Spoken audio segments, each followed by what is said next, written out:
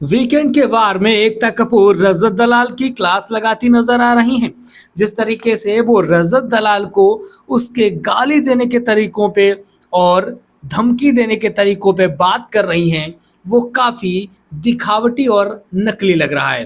क्योंकि कहीं ना कहीं एकता कपूर जो एक्टिंग करने की कोशिश कर रही हैं, वो उसमें असफल होती नजर आ रही हैं।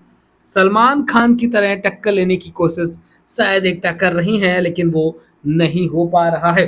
खैर, उन्होंने रजत दलाल से बोला है कि आप बोलते हो कि आप औरतों की बहुत इज्जत करते हो। जब कोई औरतों की बात आती है तो आप बोलते हो कि कोई भी किसी लड़की के बारे में कुछ नहीं बोलेगा। लेकिन जब आप खुद डिसरिस्पेक्ट करते हो, तब क्या किया जाए? जब आप किसी की माँ को गाली देते हो, तब वहाँ पर कैसे जस्टिफाइड करेंगे? रजत कहता है कि मेरे कहने का मतलब वो नहीं होता, गुस्से गुस्से में हो जाता है। तो बोली बिल्कुल एग्जैक्ट, मैं यही कहने वाली थी कि गुस्से में हो जाता है।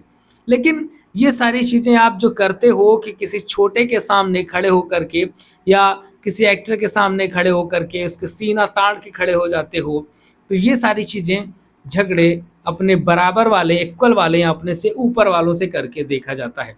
तब रजत कहते हैं मुझे फ़र्क नहीं पड़ता कि कौन क्या है। वो बोलती हैं एग्जैक्ट, मैं यही कहना चाहती थी कि यही जवाब आने वाला है। खैर, फिलहाल इन सारी बातों से इतना पता चल रहा है कि वो कहीं न कहीं अविनाश को फ़ेवर करती नज़र आ रही हैं। वो ये दिखाने की कोशिश कर रही हैं कि रजत तुम गलत कर रहे हो, तुमने अविनाश के साथ गलत किया हुआ है, और वो अविनाश को फ़ेवर करती नज़र आ रही हैं।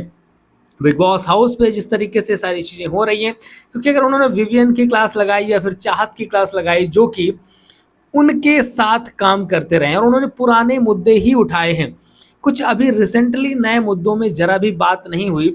अब जब एपिसोड स्टार्ट हुआ था, वो दूसरे एपिसोड की बात है, तब चाहत ने पानी डाला था। वो पानी का मुद्दा आज उठा रही हैं, कुछ समझ में नहीं आता।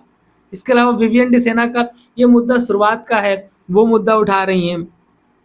तो जो मुद्दे उठाना चाहिए रिसेंटली, इस हफ्ते